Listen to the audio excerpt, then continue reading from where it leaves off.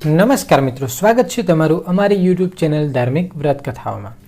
આ ચેનલ ઉપર તમને મળે છે સુંદર મજાની ધાર્મિક વ્રત કથાઓ અને તેની પૂજા વિધિ, તેમજ સાથે સાથે આપણે એક સિરીઝ પણ ચલાવી રહ્યા છીએ અને એ છે ગીતા ઉપદેશની સિરીઝ, જેમાં તમને નિયમિત ગીતા ઉપદેશ સાંભળવા મળે છે। જો મિત્રો તમને આ ચેનલ ગમતી હોય, તેના વિડીયો ગમતા હોય તો ચોક્કસથી મિત્રો તમે ચેનલને લાઈક કરો, શેર કરો અને સબસ્ક્રાઈબ કરો, જેથી અમને પણ પ્રોત્સાહન મળી રહે। તો મિત્રો, આજે આપણે વાત કરીશું ભીષ્મ પંચક વ્રતની વાર્તા અને તેની પૂજા વિધિ વિશે। મિત્રો, તુલસી અગિયારસ વિશે તો આપણે સૌ જાણીએ છીએ, પરંતુ તુલસી અગિયારસ એટલે કે દેવ ઉઠી અગિયારસથી પૂનમ સુધી એક પંચક વ્રત રાખવામાં આવે છે અને એ વ્રત છે ભીષ્મ પંચક। તો આ વ્રતને ભીષ્મ પંચક શા માટે કહેવામાં આવે છે, તેની પાછળની પૌરાણિક કથા શું છે, તો આવો સાંભળીએ। એવું માનવામાં આવે છે કે ભીષ્મ પંચક વ્રતની વાર્તા સૌપ્રથમ ઋષિ વશિષ્ઠ, ઋષિ ભૃગુ અને ઋષિ ગર્ગ દ્વારા સંભળાવવામાં આવી હતી।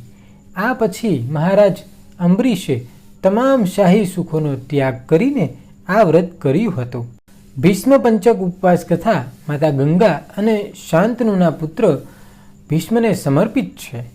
મહાત્મા વ્યાસે રાજા પરીક્ષિતને ભીષ્મ પંચક વ્રતની કથા સંભળાવી હતી। ભીષ્મ પંચક કારતક સુદ 11થી પૂનમ સુધીનો હોય છે। આ પંચક વિષ્ણુ પંચક પણ કહેવાય છે। આ વ્રતમાં સાચા મનથી ઉપવાસ કરવામાં આવે તો તમામ પાપોથી મુક્તિ મળે છે। આ 5 દિવસ ઉપવાસ કરવાથી ચાતુર્માસના ઉપવાસ જેટલું પુણ્ય મળે છે।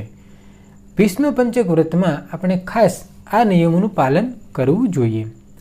પહેલું છે, ભીષ્મ પંચક દરમિયાન 5 દિવસ સુધી બ્રહ્મચર્યનું પાલન કરવું જોઈએ। બીજું, આ 5 દિવસ દરમિયાન ભોજનનો ત્યાગ કરવો।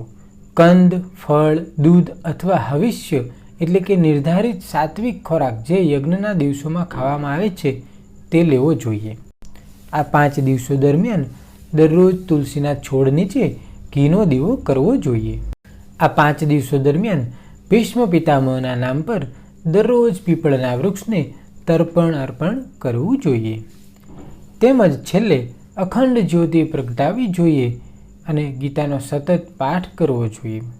અને છેલ્લે 5મા દિવસે એટલે કે કાર્તક પૂર્ણિમાના દિવસે સમગ્ર પરિવાર સાથે હવન કરવો જોઈએ। તો આવો હવે આપણે સાંભળીએ ભીષ્મ પંચકની પૌરાણિક કથા। મહાભારતનું યુદ્ધ પૂર્ણ થયું।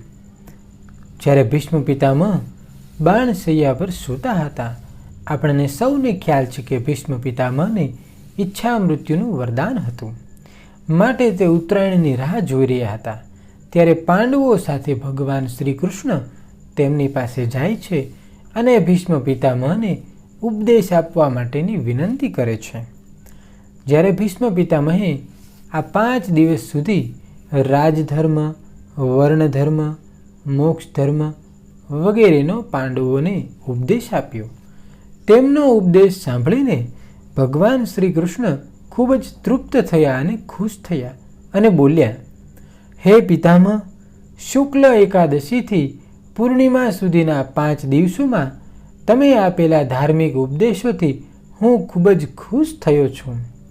આ સ્મરણમાં હું તમારા નામથી ભીષ્મ પંચક વ્રતની સ્થાપના કરું છું। જે લોકો આ વ્રત કરશે તેઓ જીવનભર વિવિધ સુખોનો આનંદ માણશે અને આખરે મોક્ષને પ્રાપ્ત કરશે। તો આ રીતે આ હતી ભીષ્મ પંચકની વાર્તા।